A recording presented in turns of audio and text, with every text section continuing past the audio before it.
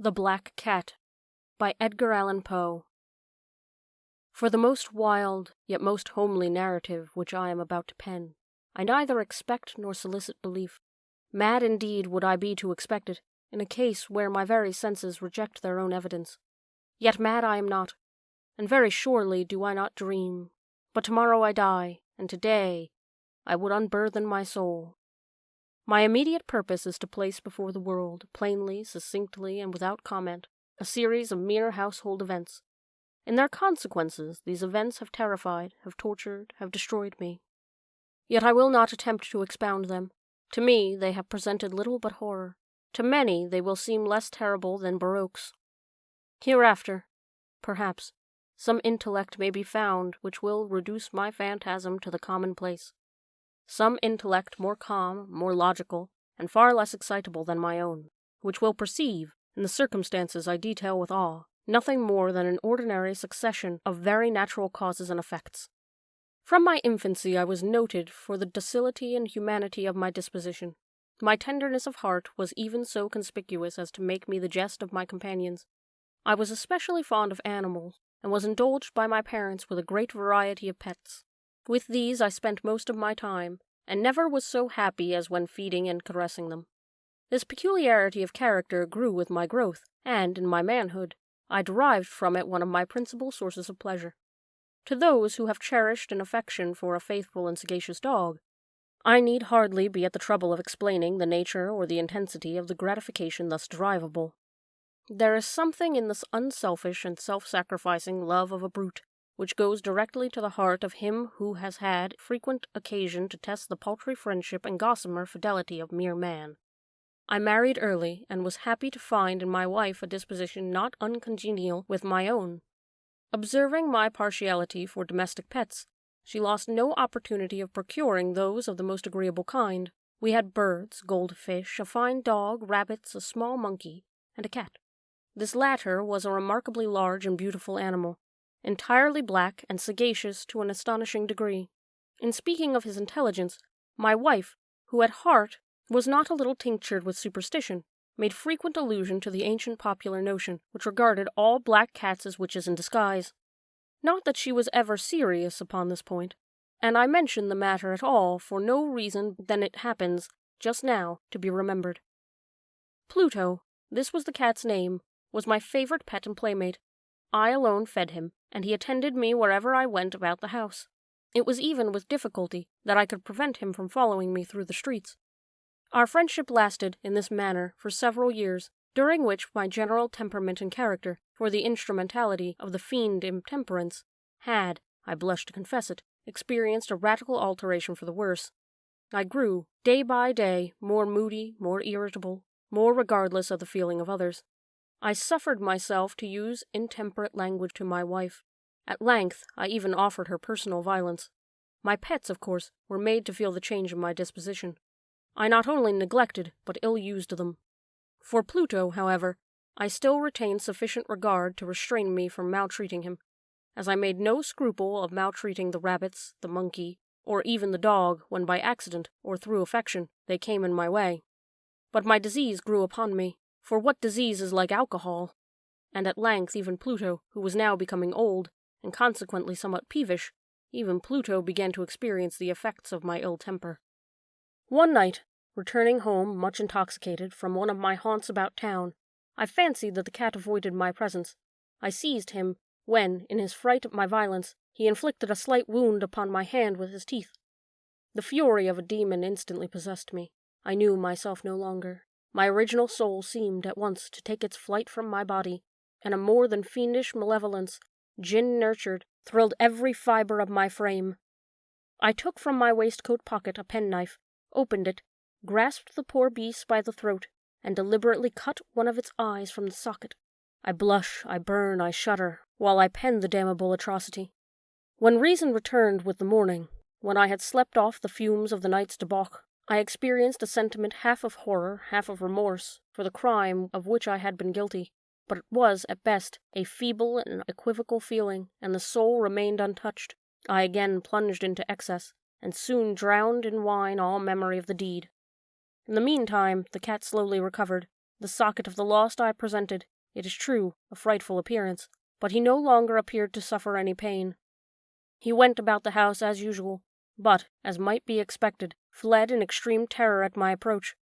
I had so much of my old heart left, as to be at first grieved by this evident dislike on the part of the creature which had once so loved me, but this feeling soon gave place to irritation, and then came, as if to my final and irrevocable overthrow, the spirit of perverseness.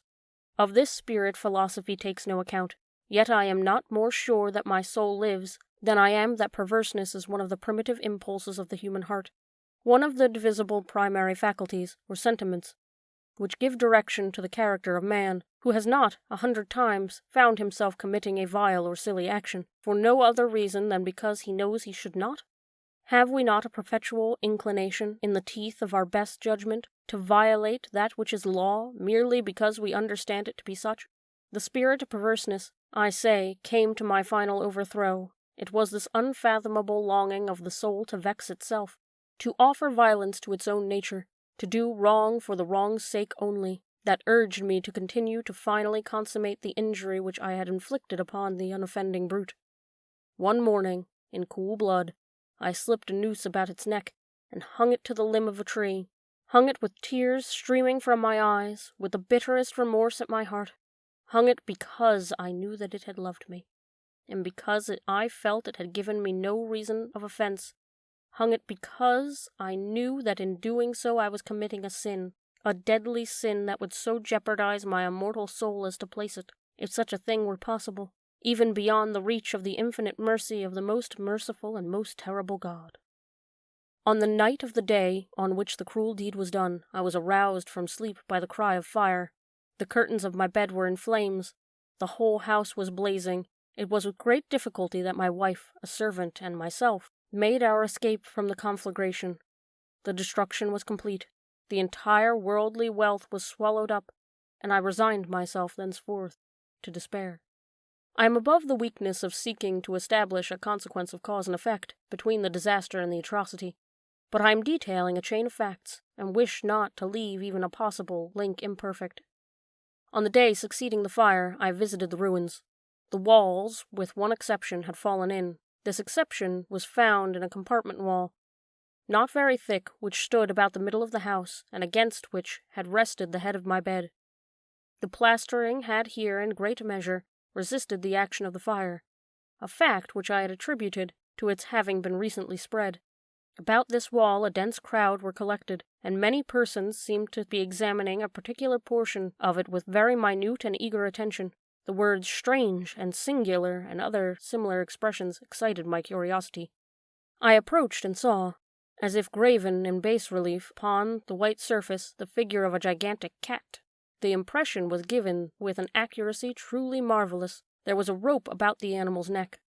When I first beheld this apparition, for I could scarcely regard it as any less, my wonder and terror were extreme. But at length reflection came to my aid.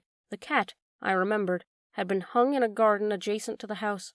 Upon the alarm of fire, this garden had been immediately filled by the crowd, by someone of whom the animal must have been cut from the tree and thrown, through an open window, into my chamber. This had probably been done by the view of arousing me from sleep. The falling of other walls had compressed the victim of my cruelty into the substance of the freshly spread plaster, the lime of which, with the flames, and the ammonia from the carcass, had then accomplished the portraiture as I saw it. Although I thus readily accounted to my reason, if not altogether to my conscience, for the startling fact just detailed, it did not the less fail to make a deep impression upon my fancy. For months I could not rid myself of the phantasm of the cat, and, during this period, there came back into my spirit a half-sentiment that seemed, but was not, remorse. I went so far as to regret the loss of the animal, and to look about me, among the vile haunts which I now habitually frequented, for another pet of the same species, and of somewhat similar appearance, with which to supply its place. One night, as I sat, half stupefied, in a den of more than infamy, my attention was suddenly drawn to some black object reposing upon the head of one of the immense hogsheads of gin, or of rum, which constituted the chief furniture of the apartment. I had been looking steadily at the top of the hogshead for some minutes, And what now caused me surprise was the fact that I had not sooner perceived the object thereupon. I approached it, and touched it with my hand. It was a black cat, a very large one, fully as large as Pluto, and closely resembling him in every respect but one. Pluto had not a white hair upon any portion of his body, but this cat had a large, although indefinite, splotch of white, covering nearly the whole region of the breast. Upon my touching him, he immediately arose, purred loudly, rubbed against my hand, and appeared delighted with my notice. This, then, was the very creature of which I was in search. I at once offered to purchase it off the landlord, but this person made no claim to it, knew nothing of it, had never seen it before. I continued my caresses, and, when I prepared to go home, the animal evinced a disposition to accompany me. I permitted it to do so, occasionally stooping and patting it as I proceeded. When I reached the house it domesticated itself at once, and became immediately a great favorite with my wife. For my own part, I soon found a dislike to it arising within me. This was just the reverse of what I had anticipated, but, I know not how or why it was, its evident fondness for myself rather disgusted or annoyed. By slow degrees, these feelings of disgust and annoyance rose into the bitterness of hatred. I avoided the creature, a certain sense of shame, and the remembrance of my former deed of cruelty. Preventing me from physically abusing it, I did not, for some weeks, strike or otherwise violently ill-use it. But gradually, very gradually, I came to look upon it with unutterable loathing, and to flee silently from its odious presence, as from the breath of a pestilence. What added, no doubt, to my hatred of the beast, was the discovery in the morning, after I brought it home, that, like Pluto, it also had been deprived of one of its eyes. The circumstance, however, only endeared it to my wife, who, as I have already said, possessed in a high degree that humanity of feeling which had once been one of my distinguishing trait, and the source of many of my simplest and purest pleasures.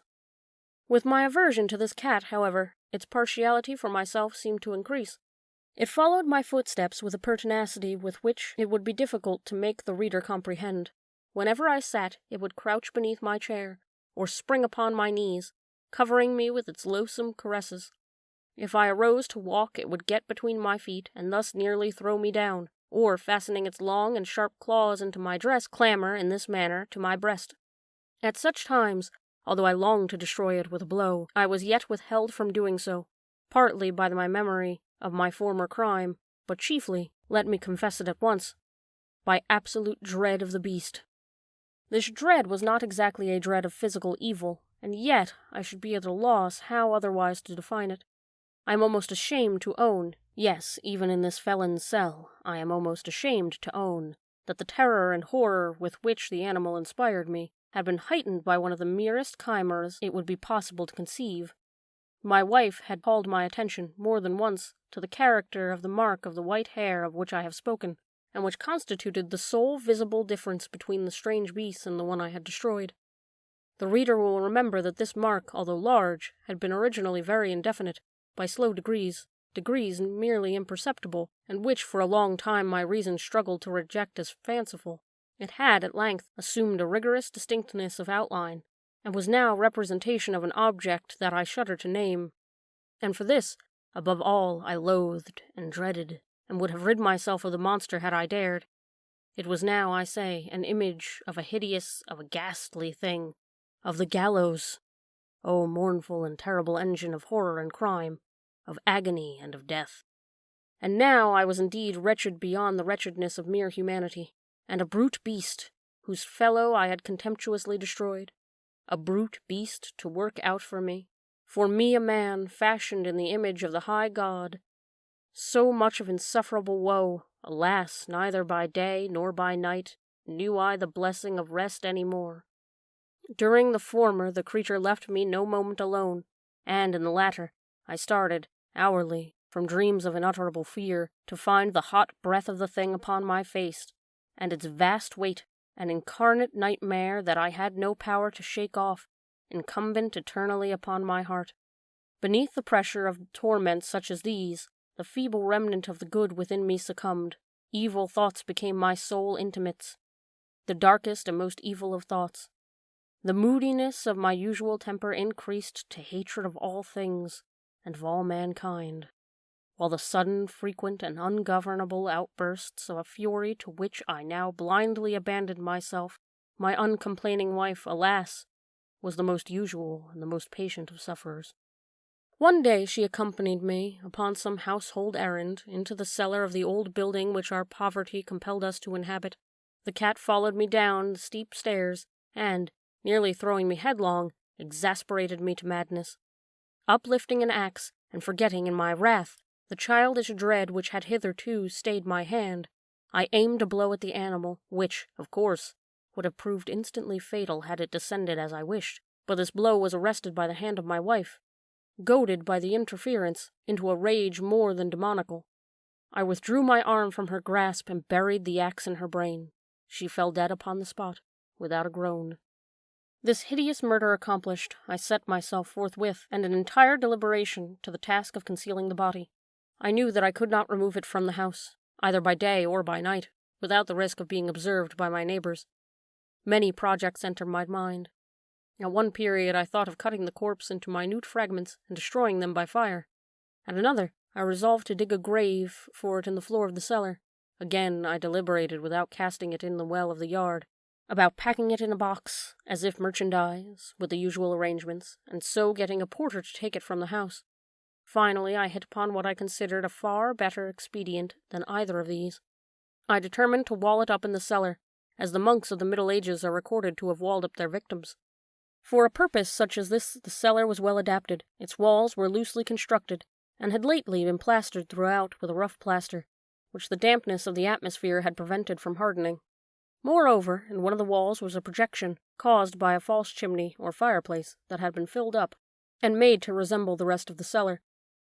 I made no doubt that I could readily displace the bricks at this point, insert the corpse, and wall up the hole as before, so that no eye could detect anything suspicious.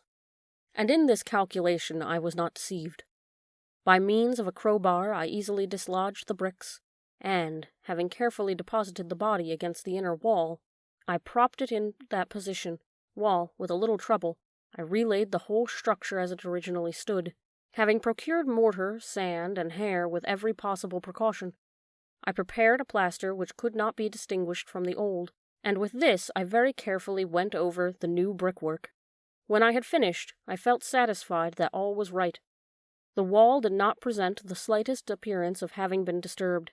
The rubbish on the floor was picked up with the minutest care. I looked around triumphantly, and said to myself, "Here, at least, then, my labor has not been in vain." My next step was to look for the beast which had been the cause of so much wretchedness, for I had, at length, firmly resolved to put it to death. Had I been able to meet with it at that moment, there could have been no doubt of its fate, but it appeared that the crafty animal had been alarmed of my violence of my previous anger, and forbore to present itself upon my present mood. It is impossible to describe or to imagine the deep and blissful sense of relief which its absence of the detested creature occasioned in my bosom. It did not make its appearance during the night, and thus, for one night at least, since its introduction into the house, I soundly and tranquilly slept. I slept even with the burden of murder upon my soul. The second and third day passed, and still my tormentor came not. Once again I breathed as a free man. The monster, in terror, had fled the premises forever. I should behold it no more. My happiness was supreme. The guilt of my dark deed disturbed me but little. Some few inquiries had been made, but these had been readily answered. Even a search had been instituted, but of course nothing was to be discovered. I looked upon my future felicity as secured. Upon the fourth day of the assassination, a party of the police came, very unexpectedly, into the house, and proceeded to make vigorous investigation of the premises. Secure, however, in the inscrutability of my place of concealment, I felt no embarrassment whatever. The officers bade me accompany them in their search. They left no nook or corner unexplored. At length, for the third and fourth time, they descended into the cellar. I quivered not in a muscle. My heart beat calmly as that of one who slumbers in innocence. I walked the cellar from end to end. I folded my arms upon my bosom, and roamed easily to and fro. The police were thoroughly satisfied and prepared to depart. The glee at my heart was too strong to be restrained. I burned to say, if but one word, by the triumph, and to render doubly sure their assurance of my guiltlessness. "Gentlemen," I said at last, as the party ascended the steps, I delight to have allayed your suspicions. I wish you all health and a little more courtesy. By the by, gentlemen, this is a very well-constructed house. In the rabid desire to say something easily, I scarcely knew what I uttered at all. I may say an excellently well-constructed house. These walls— are you going, gentlemen? These walls are solidly put together, and here, through the mere frenzy of bravado, I rapped heavily, with a cane which I held in my hand, upon that very portion of brickwork behind which stood the corpse of the wife of my bosom. But may God shield and deliver me from the fangs of the arch-fiend! No sooner had the reverberation of my blows sunk into silence than I was answered by a voice from within the tomb, by a cry at first muffled and broken, like the sobbing of a child, and then quickly swelling into one long, loud, and continuous scream, utterly anomalous and inhuman, a howling, a wailing shriek, half of horror and half of triumph, such as might have arisen only out of hell, conjointly from the throats of the damned, in their agony, and of the demons that exult in the damnation. Of my own thoughts it is folly to speak. Swooning, I staggered through the opposite wall. For one instant, the party upon the stairs remained motionless, through extremity of horror and of awe. In the next, a dozen stout arms were toiling at the wall. It fell bodily. The corpse, already greatly decayed and clotted with gore, stood erect before the eyes of the spectators. Upon its head, with red extended mouth and solitary eye of fire, sat the hideous beast whose craft had seduced me into murder, and whose informing voice had consigned me to the hangman. I had walled up the monster within the tomb.